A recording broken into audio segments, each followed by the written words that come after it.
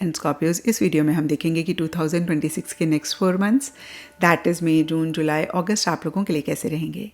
और अगर आप 2026 के फर्स्ट 4 मंथ्स या लास्ट 4 मंथ्स के बारे में जानना चाहते हैं, दोनों ही वीडियोस के लिंक आपको नीचे डिस्क्रिप्शन बॉक्स में मिल जाएंगे। तो चलिए जी, इन 4 मंथ्स को देखते हैं।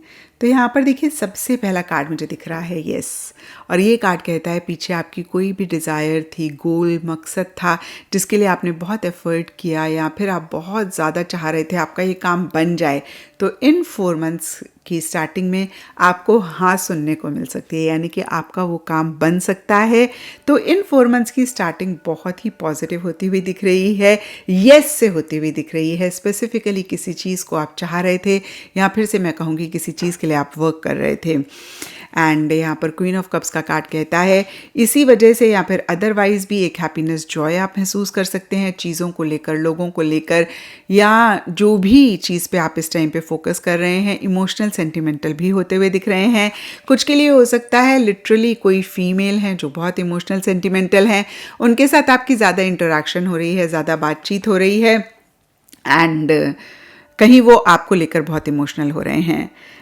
मिड ऑफ दीज 4 मंथ्स थोड़ा सा इश्यूज, मसले रह सकते हैं, but end of these 4 months फिर से चीज़ें बेहतर होती हुई दिख रही हैं।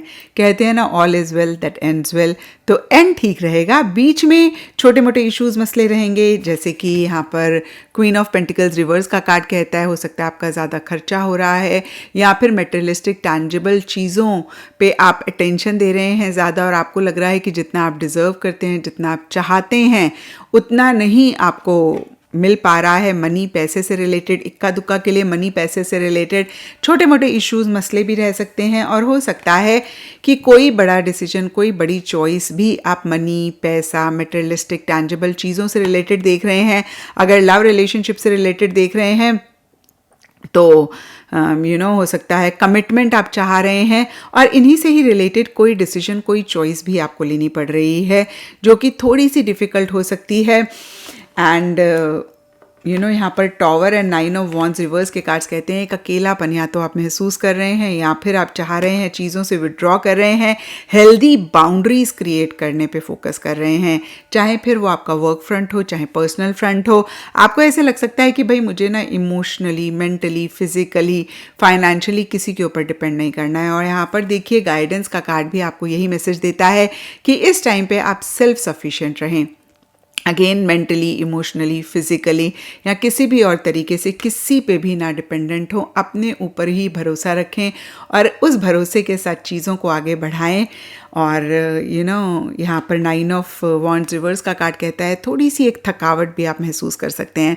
आपको ऐसे लग सकता है कि आपने इतना एफर्ट किया, आपने इतना इन्वेस्ट किया, फिर भी उस तरीके से चीज़ें नहीं हो रही हैं। वो एक आउटकम, वो एक रिजल्ट आपको नहीं मिल रहा है जो आप डिज़र्व करते हैं, जो आप चाहते हैं। और फिर से मैं कहूँगी कि थकावट महसूस करें। आपको ऐसे लग रहा है कि बस अब और नहीं होगा, आप गिव अप वाली एनर्जीज में रहते हुए दिख रहे हैं। लेकिन ये 9 नंबर का कार्ड है, और जब भी ये कार्ड आता है मैं यही कहती हूँ कि अभी टाइम नहीं है गिव अप करने का।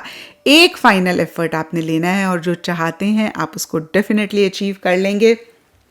तो फिर से मैं कहूँगी कि आप गिव अप बिल्कुल भी ना करें, एंड हेल्दी बाउंड्रीज आप क्रिएट करें, which is very good. By the end of these 4 months, यहाँ पे हार्ट का कार्ड कहता है जो आपकी हार्ट की ट्रू डिज़ायर है, या तो आप उसको फॉलो कर रहे हैं।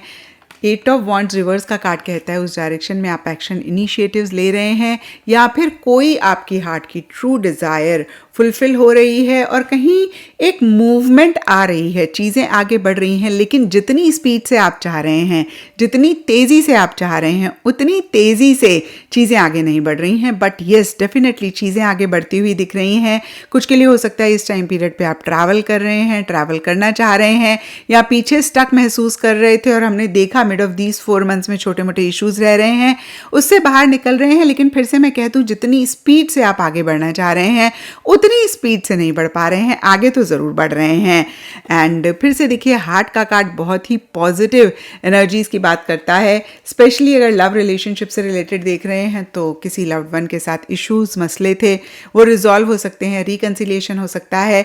अगेन, आपकी कोई हार्ट की ट्रू डिज़ायर है, वो या तो फुलफिल हो रही है या फिर उस डायरेक्शन में आप आगे बढ़ रहे हैं, और दोनों ही चीज़ें हमें एक हैप्पीनेस, जॉय तो देती ही हैं स्कॉर्पियोज। ओवरऑल के लिए वॉन्डरर का कार्ड कहता है कि इस टाइम पीरियड पे आप ट्रैवल करेंगे और ट्रैवल करने पे फोकस रखें, चाहे वो मेंटल लेवल पे हो, चाहे इमोशनल लेवल पे, चाहे फिजिकल लेवल पे।